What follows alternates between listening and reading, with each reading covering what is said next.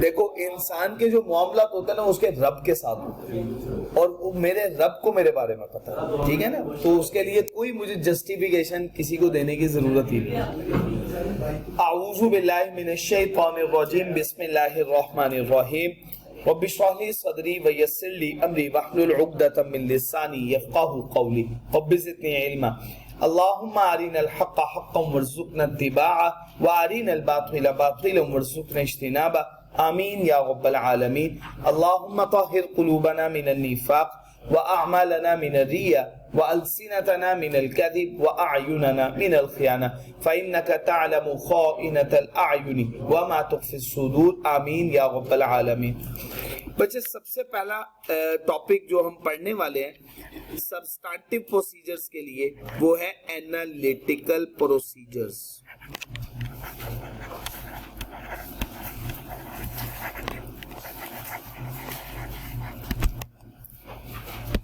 Analytical procedure बच्चे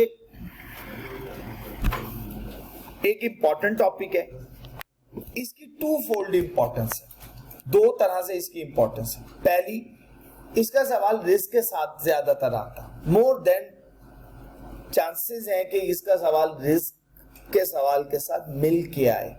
जैसे examiner आपको फाइनेंशियल स्टेटमेंट बना के दे दे और कहे इसमें से रिस्क आइडेंटिफाई करें।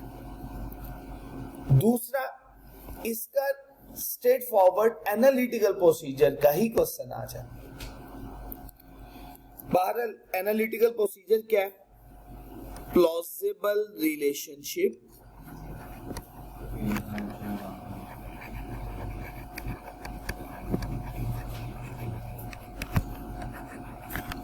among both financial and non-financial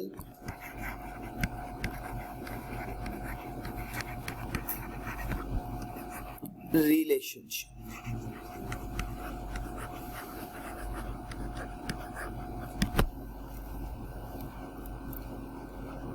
plausible का मतलब होता है logical relationship.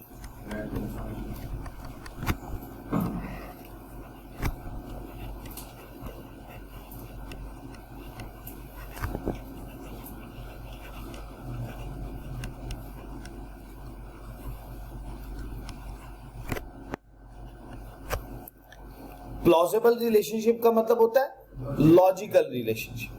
Logical relationship among both financial and non financial data. अच्छा बच्चे, अब हम कहते हैं कैसे भी फाइनेंशियल का नॉन फाइनेंशियल के साथ रिलेशनशिप।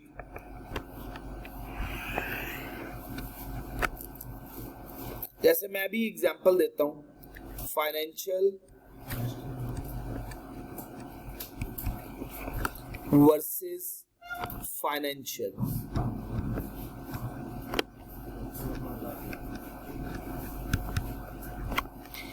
फाइनेंशियल वर्सेस फाइनेंशियल की बच्चे पहली एग्जांपल मैं आप लोगों के साथ डिस्कस कर रहा हूं, sales and trade receivable.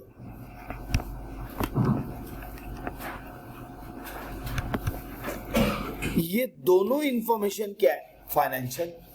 Financial statement में रिकॉर्डेड है। तो फाइनेंशियल वर्सेस फाइनेंशियल हो गया। अच्छा बच्चे, सेकंड वन, इसी तरह से अगर मैं बात करूं सेल्स का कमीशन के साथ ताल्लुक,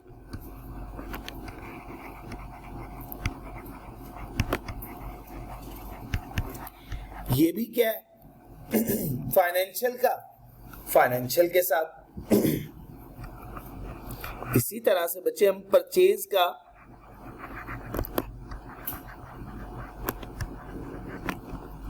हम कह सकते हैं ट्रेड पेबल्स के साथ।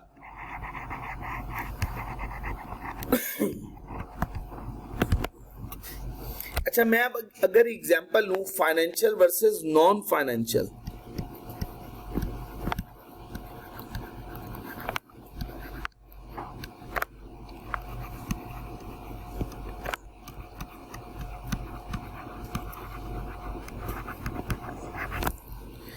फाइनेंशियल वर्सेस नॉन फाइनेंशियल में बच्चे हम कह सकते हैं, let's suppose salaries and number of employees.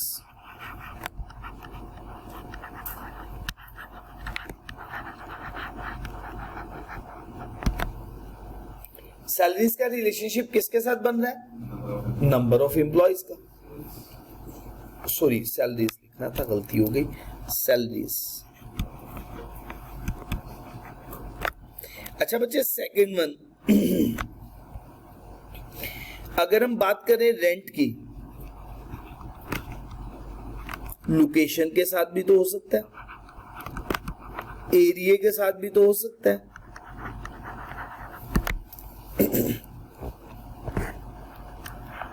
अगर हम बात करें इलेक्ट्रिसिटी बिल की,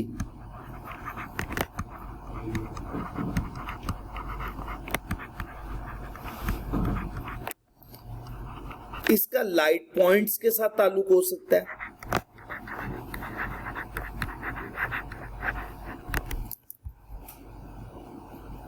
ये आपके सामने information, analytical procedure, plausible relationship among both financial and non financial.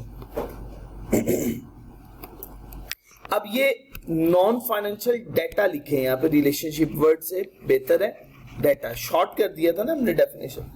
तो logical relationship among both financial and non financial data, उसके साथ जो रिलेशनशिप बनेगा, जैसे मैंने फाइनेंशियल का फाइनेंशियल के साथ डिस्कस किया, फाइनेंशियल का नॉन फाइनेंशियल के साथ रिलेशनशिप डिस्कस किया। अच्छा, अब एनालिटिकल प्रोसीजर के लिए एक बात बहुत अहम है, वो आप नोट कीजिएगा, नोट लिख देता हूं।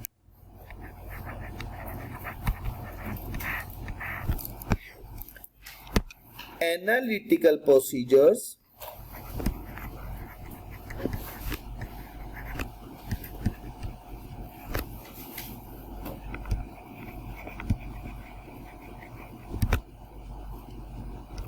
are attention attaining procedures है। ये आपकी तवज्जो हासिल करने के लिए प्रोसीजर परफॉर्म किए जाते हैं, ये सिर्फ आपकी तवज्जो हासिल करते हैं, but does not provide sufficient appropriate audit evidence.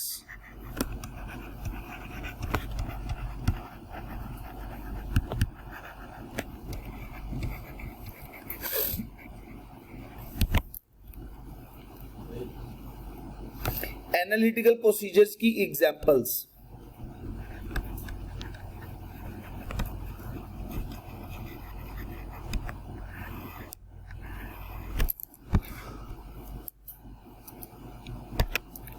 बच्चे लेट्स सपोज रेशियो एनालिसिस,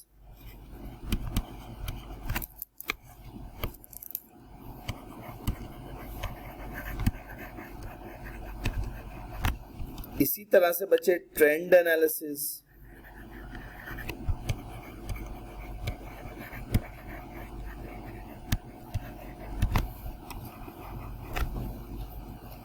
अच्छा बच्चे इसी तरह से हम मॉडलिंग वगैरह, फाइनेंशियल मॉडलिंग, मॉडल्स वगैरह बनाते हैं। हम नॉर्मली इसमें कंपैरिजन कर रहे होते हैं।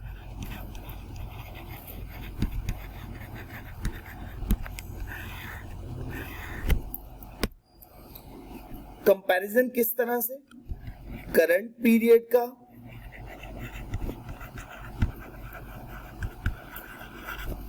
वर्सेस प्रायर पीरियड,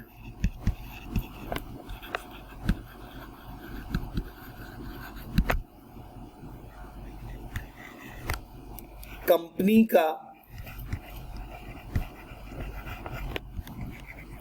कंपैटिटर के साथ कंपैरिजन करना,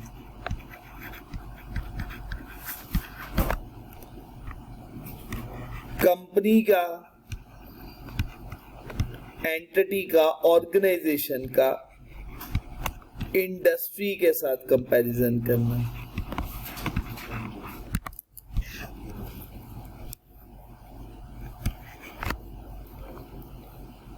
one unit of company and other unit of company, company के एक यूनिट का कंपैरिजन कंपनी के किसी और यूनिट के साथ करना। One unit of company versus another unit of company, company के एक यूनिट का कंपैरिजन कंपनी के किसी दूसरे यूनिट के साथ करना, ये भी कंपैरिजन एनालिटिकल प्रोसीजर कहलाता है।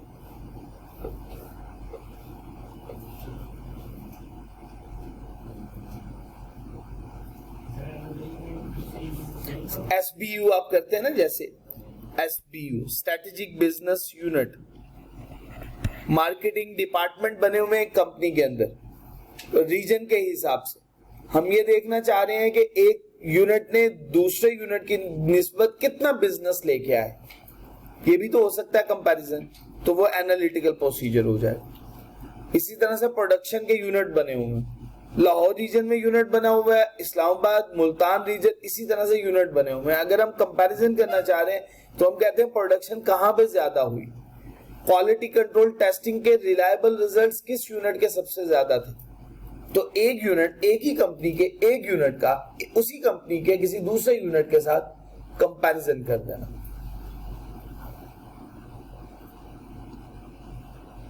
जी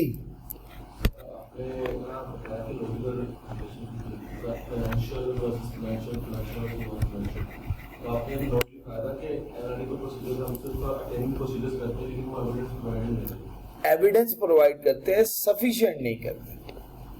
जैसे ट्रेंड है, ट्रेंड एनालिसिस है, हमने कहा था सेल्स 10% बढ़ी है तो ट्रेड डेटर्स भी 10% बढ़ने चाहिए, लेकिन ट्रेड डेटर्स 10% नहीं बढ़ रहे बल्कि 4% बढ़ रहे। तो अब हमें तवज्जो हमारी हुई है कि यार इसको चेक करो, इसमें कोई गलती हो सकती है, लेकिन हमें कंफर्म नहीं है कि गलती है, उसने हमारी तवज्जो ली। इसी तरह से अगर परचेजेस बढ़ेंगी तो ट्रेड पेबल्स भी बढ़ने चाहिए, लेकिन ट्रेड पेबल्स कम हो गए।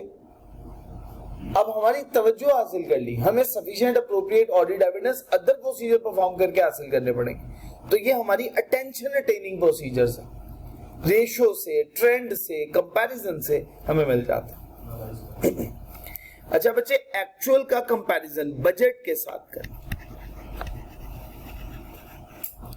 या फोरकास्ट के साथ करें।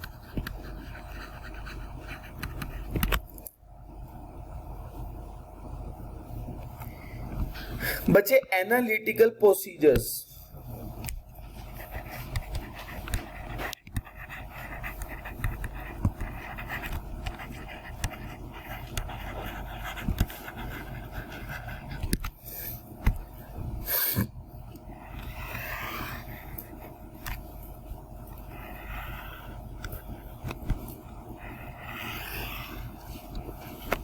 परफॉर्म करते हैं बच्चे as a risk assessment procedures,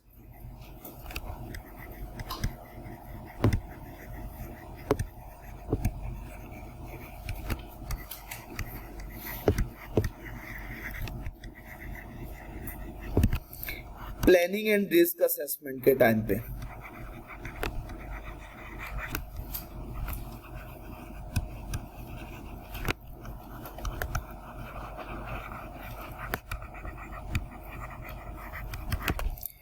अच्छा बच्चे, अगर रिस्क असेसमेंट के टाइम पे, प्लानिंग एंड रिस्क असेसमेंट के टाइम पे एनालिटिकल प्रोसीजर्स परफॉर्म करें तो वो हमें आइडेंटिफाई करते हैं और असेस करते हैं whether there is a risk of material misstatement और not.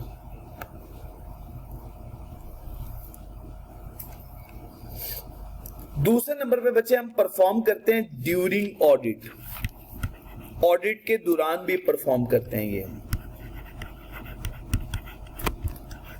as a substantive procedures।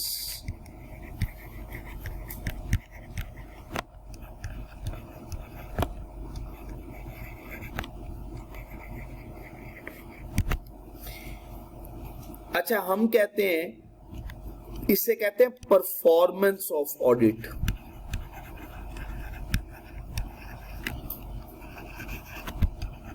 Audit perform करते हुए। हम ये क्यों परफॉर्म करते हैं? टू ऑब्टेन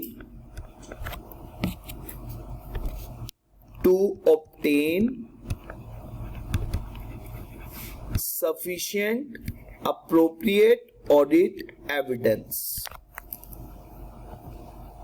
ताकि हम क्या हासिल कर सकें?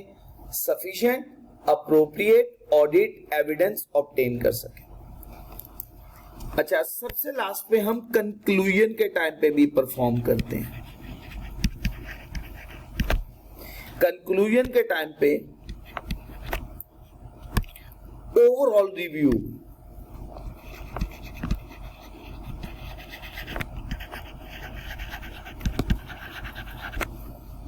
ऑफ रिजल्ट्स, ओवरऑल रिव्यू करने के लिए रिजल्ट्स को कि हमारे एविडेंस जो हमने ऑब्टेन किए हैं और जो ओपिनियन हम फॉर्म कर रहे हैं क्या वो एक दूसरे को सपोर्ट कर रही है या नहीं कर रही, उसके लिए भी हम एनालिटिकल प्रोसीजर्स परफॉर्म करते हैं।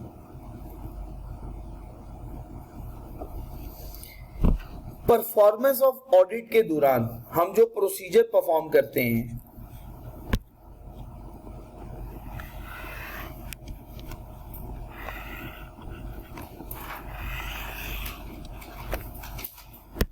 या हम परफॉर्म करेंगे एनालिटिकल प्रोसीजर्स,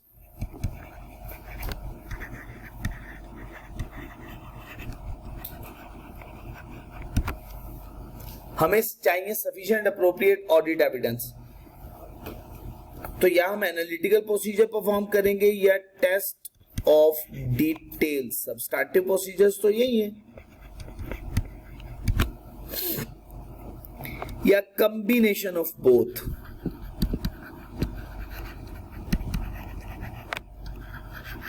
दोनों का कॉम्बिनेशन परफॉर्म कर दें, एनालिटिकल प्रोसीजर भी परफॉर्म कर दें और साथ ही साथ हम क्या परफॉर्म कर दें? Test of details, combination of both. Combination of both का मतलब analytical procedure and test of details. हमने ये फैसला करना है कि क्या हम ये दोनों परफॉर्म करें या कोई एक परफॉर्म करें। ये कैसे पता चलेगा? ये मैटर ऑफ प्रोफेशनल जजमेंट है, ये matter of professional judgement. Standard कहता है ये आपकी अपनी प्रोफेशनल जजमेंट की बेस पे आपको पता चलेगा।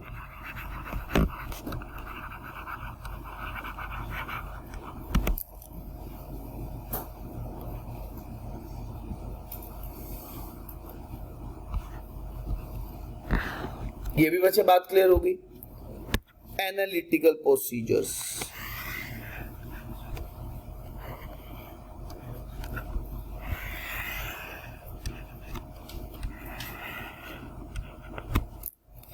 एनालिटिकल प्रोसीजर्स के लिए 4 तरह के कैरेक्टरिस्टिक्स बड़े इंपॉर्टेंट हैं। पहली बात, सूटेबिलिटी,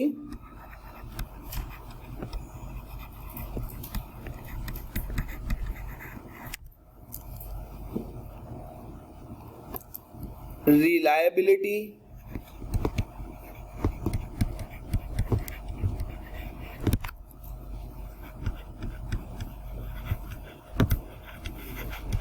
एक्सपेक्टेशन और सबसे लास्ट पे आगे results.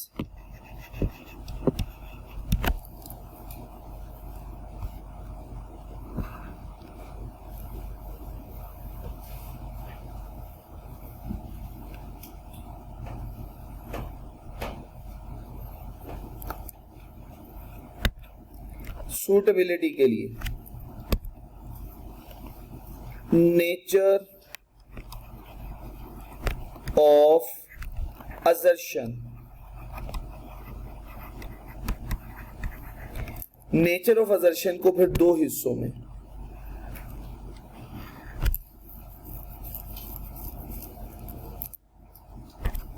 Risk of material misstatement और असर्शन।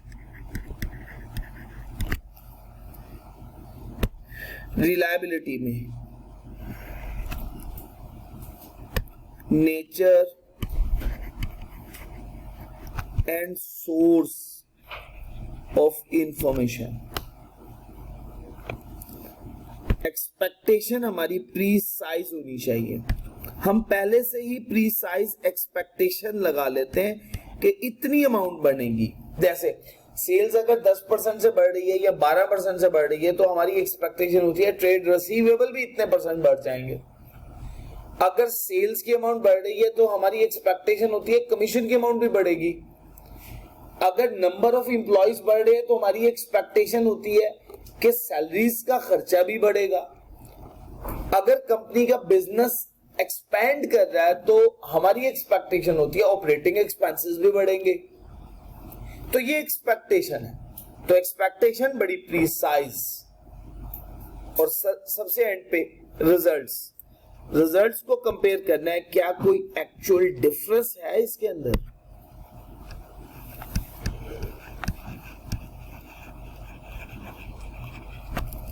हमने रिजल्ट्स ऑब्टेन किए, वो एक्सपेक्टेशन के अकॉर्डिंग नहीं थे। रिजल्ट्स किसके अकॉर्डिंग नहीं थे? एक्सपेक्टेशन के। पहली बात हमने उसको फिर कैसे रिजॉल्व करना है? इन्वेस्टिगेट करना।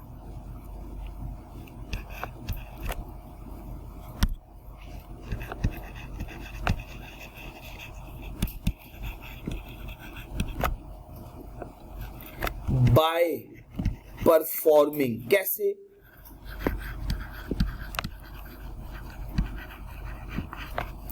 Test of details.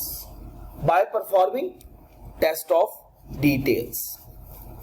आप टेस्ट ऑफ डिटेल्स परफॉर्म करके इसको इन्वेस्टिगेट करें और इसको रिजॉल्व करें।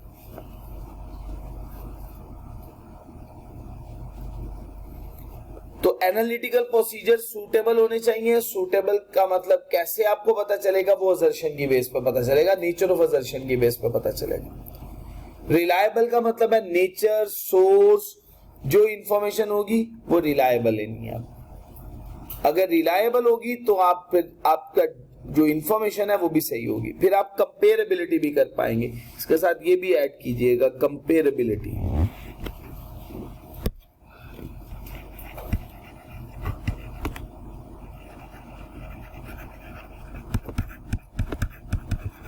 और रेलिवेंस भी आ जाएगी।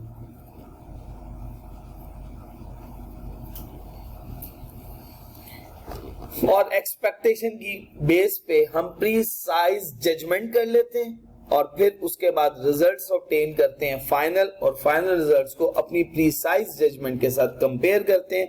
अगर हमारी प्रीसाइज जजमेंट और एक्चुअल रिजल्ट्स मैच ना करें तो फिर हम उस डिफरेंस को इन्वेस्टिगेट करेंगे by performing test of details. बात क्लियर होगी जी बच्चे? कोई मुश्किल बातें तो नहीं है?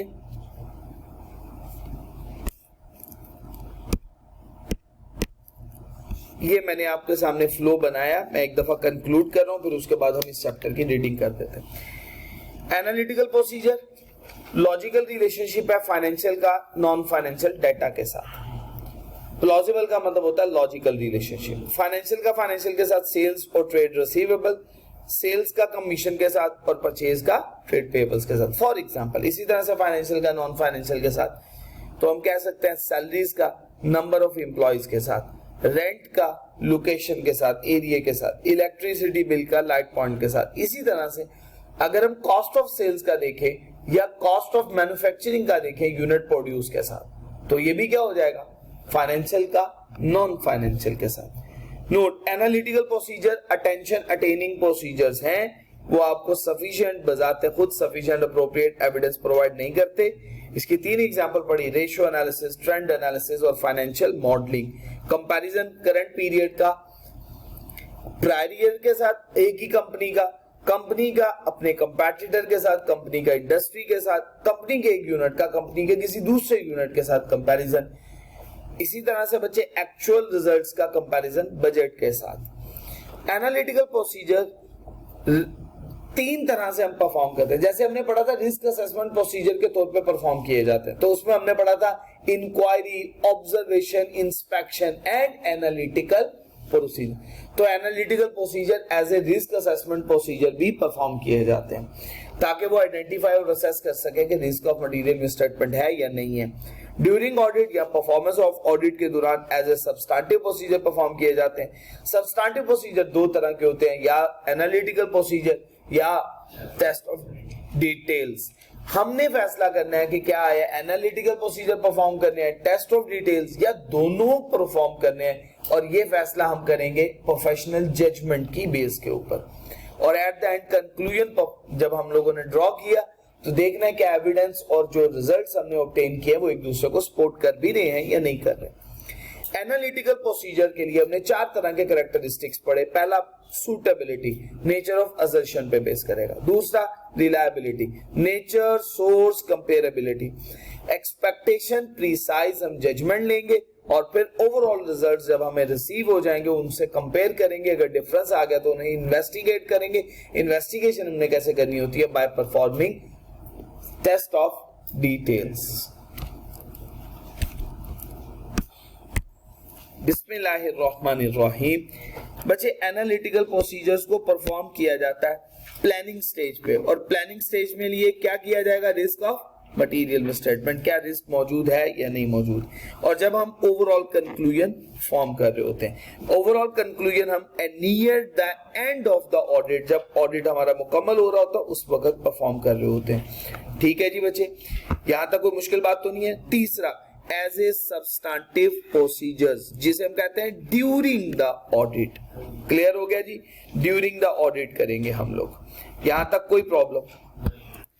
Nature of analytical procedure, evaluate करना फाइनेंशियल इंफॉर्मेशन को through analysis of plausible relationship. Plausible का मतलब क्या, logical relationship among both financial का नॉन फाइनेंशियल डाटा के साथ। ये बात क्लियर होगी जी बच्चे, कोई मुश्किल बात तो नहीं है। अगली बातें आगे उसकी एक्सप्लेनेशन की दी हुई है। कंपैरिजन क्या करेंगे, प्रायर अकाउंटिंग पीरियड का क्या मतलब हो गया, प्रायर अपनी ही कंपनी का डाटा पिछले साल के साथ कंपेयर करना।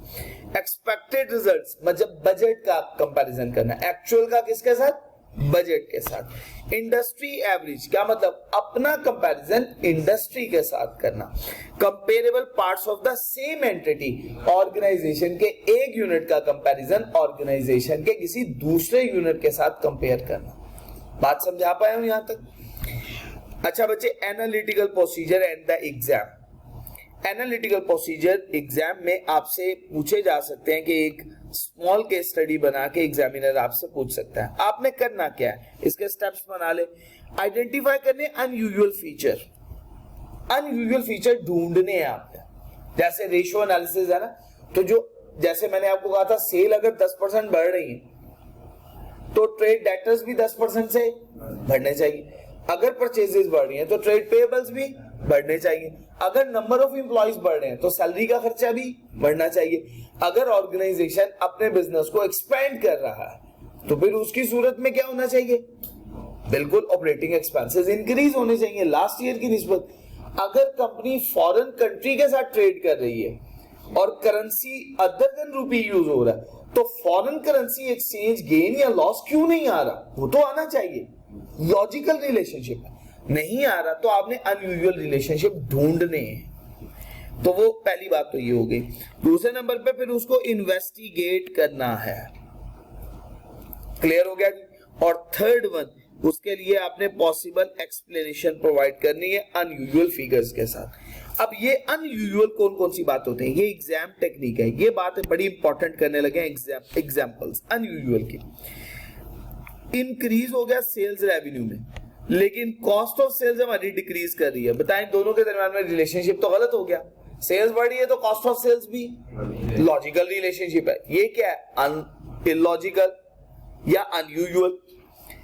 ग्रॉस प्रॉफिट मार्जिन, अच्छा जी मैं अगर आपसे पूछूं सेल्स बढ़ जाए, सेल्स के बढ़ने से ग्रॉस प्रॉफिट की परसेंटेज में एक्सपेक्टेड क्या फर्क आएगा, कोई भी नहीं आएगा। ग्रॉस प्रॉफिट की परसेंटेज वही रहती है। ग्रॉस प्रॉफिट की परसेंटेज या तो बढ़ जाए बहुत ज्यादा या कम हो जाए, ये अनयूजुअल बिहेवियर है, क्यों बड़ी परसेंटेज या क्यों कम हुई, आइडेंटिफाई करें। नेक्स्ट आ गया बच्चे change in admin expenses. Sales बढ़ी तो एडमिन एक्सपेंस बढ़ सकते हैं, लेकिन अगर सेल्स में कोई चेंज नहीं आ रहा तो एडमिन एक्सपेंसेस बहुत सिग्निफिकेंट इंक्रीज, वो कैसे बढ़ गया। इसी तरह से सेलिंग एंड डिस्ट्रीब्यूशन एक्सपेंसेस हो गया।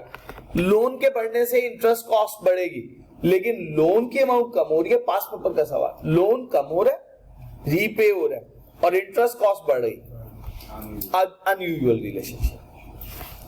अच्छा, इसी तरह से इन्वेस्टमेंट इनकम और नेट प्रॉफिट मार्जिन। बात क्लियर हो गई जी बच्चे। एनालिटिकल प्रोसीजर 2.3 इसके साथ लिखिएगा, मोस्ट इंपॉर्टेंट आरएल लिखिएगा इसके साथ।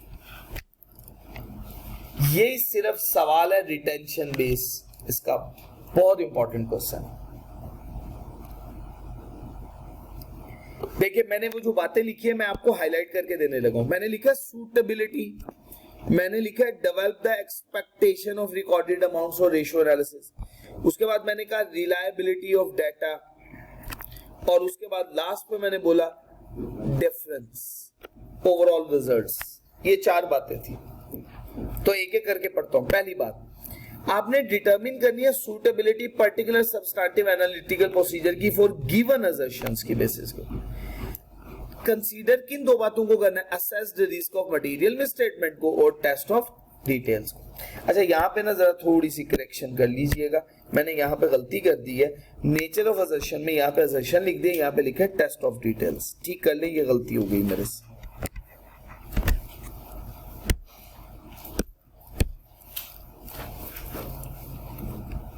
ठीक हो गया जी बच्चे यहां तक। नेक्स्ट बच्चे, डेवलप करनी है एक्सपेक्टेशन ऑफ रिकॉर्डेड अमाउंट या रेशियोज की, और इवैल्यूएट करना है एक्सपेक्टेशन क्या सफिशिएंटली प्रीसाइज है। एक्सपेक्टेशन आपकी प्रीसाइज होनी चाहिए, वो आपने देखनी है एक्यूरेसी अमाउंट सही से रिकॉर्ड हुई है, किस हद तक इंफॉर्मेशन हमारे पास स्प्लिट हो सकती है, इसे कहते हैं बाइफरकेट करना इंफॉर्मेशन को।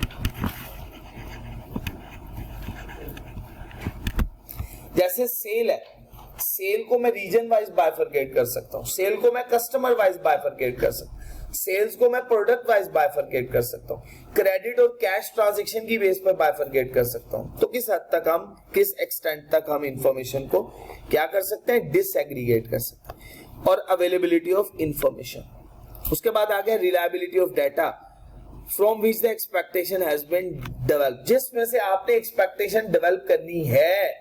ऊपर बोला ना एक्सपेक्टेशन डेवलप करो, वो डाटा जिससे आपने एक्सपेक्टेशन डेवलप करनी है वो काबिल यकीन कितनी है, यकीन के काबिल कितनी है, रिलायबल है वो इंफॉर्मेशन।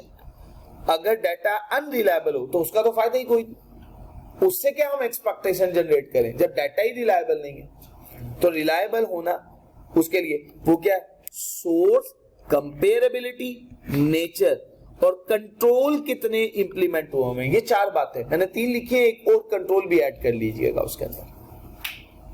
नेचर, सोर्स और मैंने लिखा हुआ साथ कंपेरेबिलिटी, यही 3 लिखी है ना, नेचर, सोर्स, कंपेरेबिलिटी। अब इसमें एक 4th वन ऐड कर लीजिएगा, control over the preparation of data. याद हो जाएगी बात क्लियर होगी बच्चे। सबसे लास्ट पे बच्चे आपने डिफरेंस देखना है, जो आपने एक्सपेक्टेशन जनरेट की रिकॉर्डेड अमाउंट से, रिलायबल अमाउंट से, और जो एक्चुअल रिजल्ट्स मिले उनके दरमियान में क्या हो गया, डिफरेंस। अब आपने डिफरेंस को फर्दर इन्वेस्टिगेट करना है, और फर्दर इन्वेस्टिगेशन कैसे होती है, by performing test of details.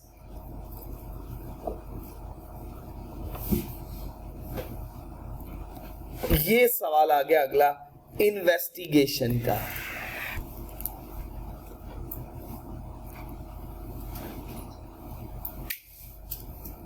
ठीक हो गया। अगर फ्लक्चुएशन या रिलेशनशिप जो इनकंसिस्टेंट है अदर इंफॉर्मेशन के साथ, अनएक्सेप्टेबल लेवल ऑफ डिफरेंस आ गया, ऐसा डिफरेंस जिसको हम एक्सेप्ट नहीं कर सकते, जैसे सेल अगर 10% बढ़ रही है, ट्रेड डेटर्स 9% इंक्रीज कर रहे हैं तो या 11% बढ़ रहे हैं तो हमारे लिए कुछ हद तक एक्सेप्टेबल है।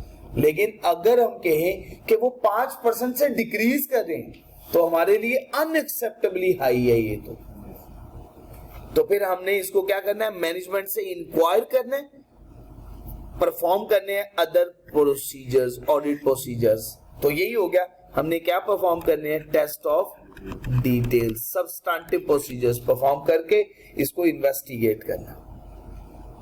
बात क्लियर हो गई जी बच्चे? इसका सबसे इंपॉर्टेंट मैंने बताया था 2.3 है और 2.4 उसके साथ क्लब्ड है, जो मैंने आपके साथ डिस्कस कर दिया। ये हमारा टॉपिक मुकम्मल है। रेशियोज एक दफा देख लीजिएगा। ये एनालिटिकल प्रोसीजर का टॉपिक हमारा मुकम्मल हो गया, चैप्टर यहाँ पे मुकम्मल हो गया। कॉमन रेशियोज,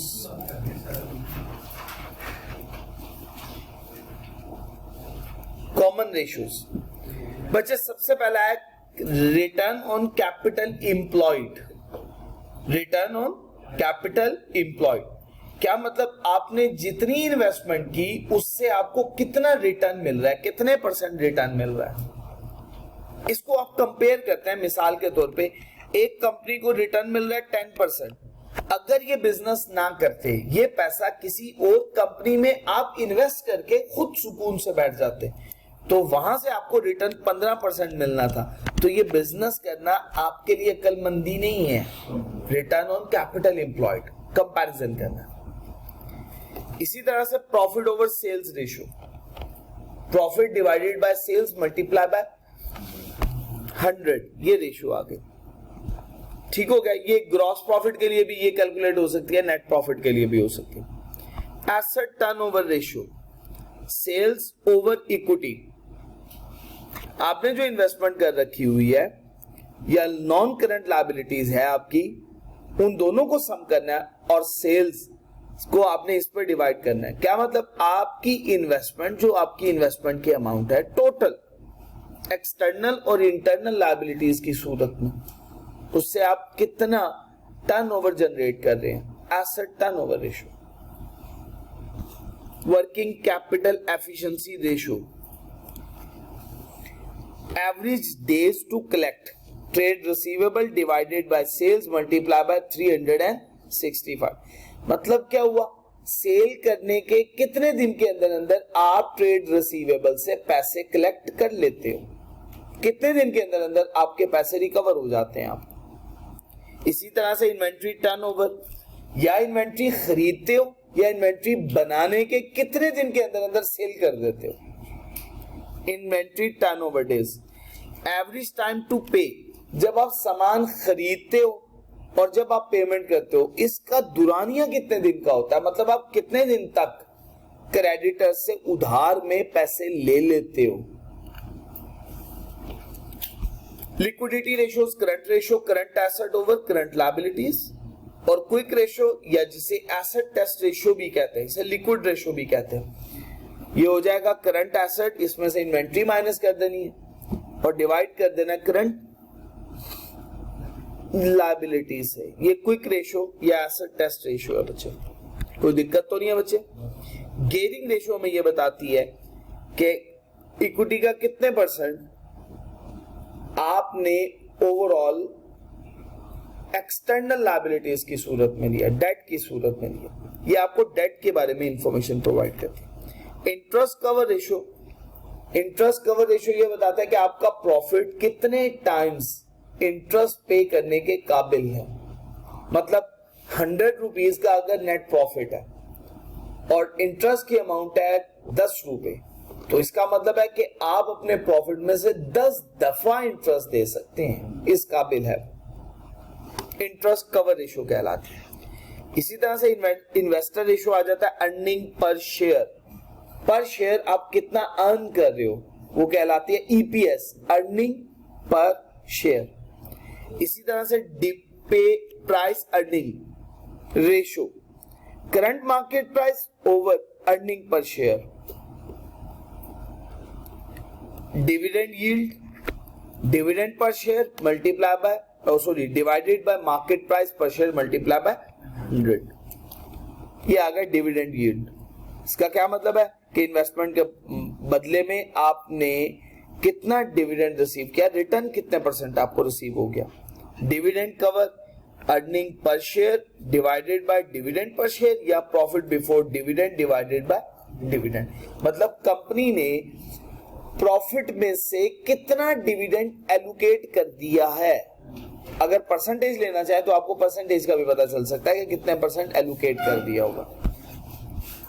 जी बच्चे, ये थी रेशियोज। इंशाल्लाह कोशिश करूंगा मैं 1 से 2 सवाल मैं आप लोगों के साथ डिस्कस करूं। अगला टॉपिक बच्चे नॉन करंट एसेट का, वो भी इंशाल्लाह कल हम कोशिश करेंगे बहुत अच्छे तरीके से उसे पढ़ूं मैं। पूरी उसका थीम आपको बताऊंगा। सब्सटेंटिव प्रोसीजर कुछ नहीं है, आपको सिर्फ तवज्जो देनी है थोड़ी सी। ये कंपैरेटिवली इंतहाई आसान टॉपिक्स हैं ये वाले। सुब्हानक अल्लाहुम्मा व बिहम्दिक अशहदु अल्ला इलाहा इल्ला अंता अस्तगफिरुका व अतूबु इलैक। अस्सलामु अलैकुम व रहमतुल्लाहि व बरकातहू।